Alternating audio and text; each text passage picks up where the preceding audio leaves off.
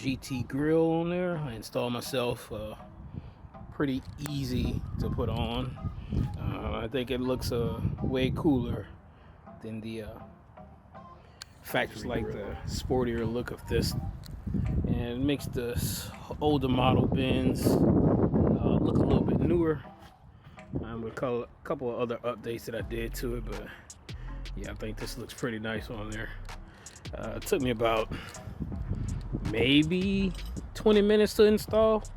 It was for the most part, it was really easy once you know what clips to remove, what to unscrew.